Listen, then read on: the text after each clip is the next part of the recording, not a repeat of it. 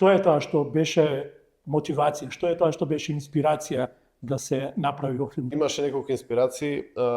Едната од инспирациите е една тема што за Македонија е, да кажам, многу актуелна. Тоа е едно поместување на генерации, доаѓање на нова генерација која расте комплетно различно со технологија од претходната генерација. Меѓутоа, важно е да се напомене дека филмот е пред се една љубовна приказна. Инспирација за филмот е и документарецот од Билјана Гарванлиева Девојката или Девојчето и тутунот, кој прикажува интересен дел од јуручката култура и живот.